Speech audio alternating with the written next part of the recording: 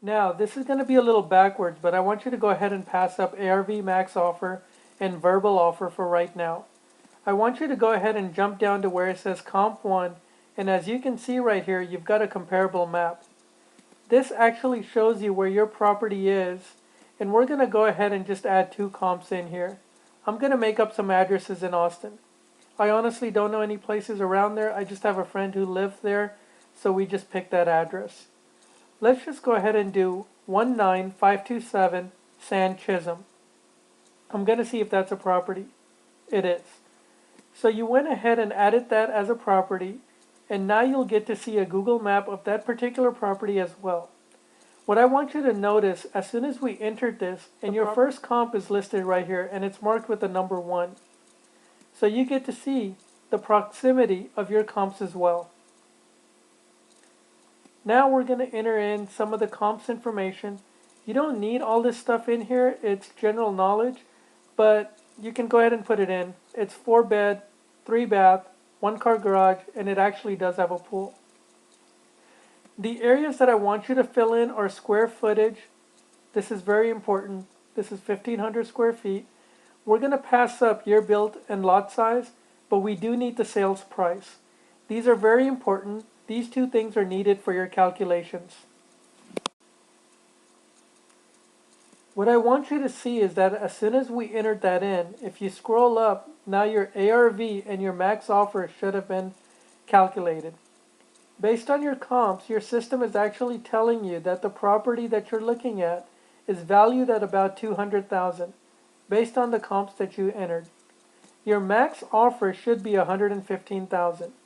Your max offer is 70% of your ARV minus your rehab cost, which is very important to understand.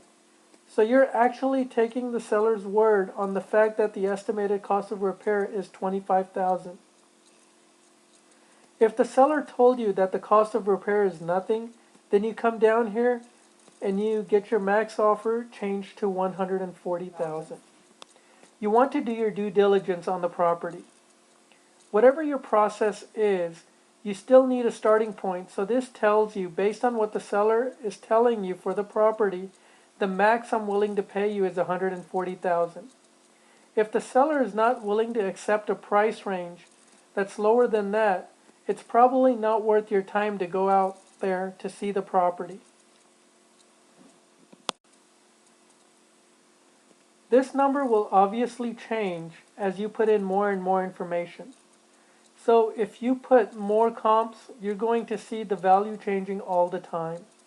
You could add up to 6 different comps and you'll see that that value changes. I just wanted to add 1 comp to show you where it is. If you went ahead and entered in all 6 comps, you get to see how far they are from your property. The closer they are, obviously the more relevant they are. From here, you can actually now call the seller up and say, hey, I'm reviewing the property. I'm going to offer you $125,000. That's your verbal offer to the seller. Once the seller accepts the offer, or if you guys go back and forth and the seller calls you back and says, I don't want to do $125,000, I want to do $130,000.